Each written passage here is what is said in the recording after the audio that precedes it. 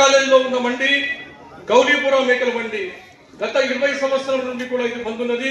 అక్కడ ఆర్యకటిక సోదరులు 500 కుటుంబాలు ఉన్నవి. ఆ మండిలో 80% మోడర్నైజేషన్ కొరకు 8 కోట్లు ఖర్చు చేసిన ఇంతవరకు అది తెలుసుకోలేదు. తర్వాత అలాగే అన్ని జిల్లాల్లో కూడా మా ఆర్యకటిక మేకల మండలు ఉన్నాయి. అక్కడ చాలా పొలాలు ఉన్నాయి. అక్కడ కూడా జై ఆర్యకటిక్, జై జై ఆర్యకటిక్.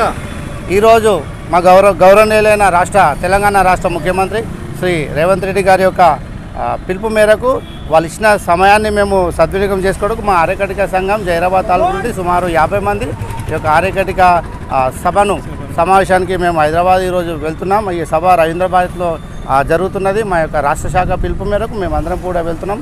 ఇక్కడ మా యొక్క కుల వృత్తి మాంసం వృత్తి ఏదైతే ఉందో ఇది చాలా అపరిశుభ్రతమైన వృత్తి ఉన్నది. మరిలో చాలామంది మా యొక్క యువకులు పెద్దవాళ్ళు పురాతనమైన స్థానం నుంచి ఇక్కడ పనిచేయడం జరుగుతున్నది. మరి మాకు ఎటువంటి రాజకీయాల్లో కానీ ఆర్థికంగా కానీ మేము చాలా వెనుకబడి ఉన్నాం. మా యొక్క ఆకాంక్ష కోరిక ఒకటే, ఈ యొక్క ఎన్నో ప్రభుత్వాలు మారినా కూడా మా యొక్క బ్రతుకు మారటం లేదు, ఆర్యకటిక సంఘం బ్రతుకు మారటం లేదు. కాబట్టి ఈసారి మేము గౌరవనీయులైన ముఖ్యమంత్రి గారికి కోరేది ఏమనగా మా యొక్క బీసీడీలో 130 మంది కులాలు ఉన్నారు. బీసీడీ కులంలో మా యొక్క బీసీడీ నుంచి మేము చాలా అపరిశుభ్ర పని చేస్తాం. కాబట్టి మాకు బీసీడీ నుంచి బీసీఏకు మార్చాలని చెప్పేసి మా యొక్క రాష్ట్ర శాఖ పెట్టిన యొక్క సభను విజయవంతం చేయడానికి వెళ్తున్నాం. కనుక మా యొక్క చిన్న విన్నపం, ఈ యొక్క మారుమూల ప్రాంతమైన జైరాబాద్లో మాకు మాంసం వృత్తి చేయడానికి కూడా ఎటువంటి అవకాశం లేదు. చిన్న ఉద్యోగాలు, చిన్న వ్యాపారాలు, రోజువారీ కూలి పని చేస్తున్నాం.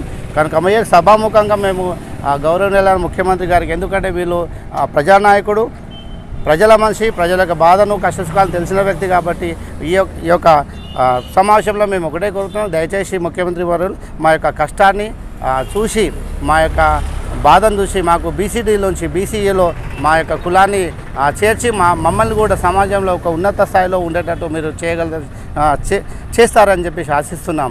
జై ఆర్యకటిక్, జై జై ఆర్యకటిక్.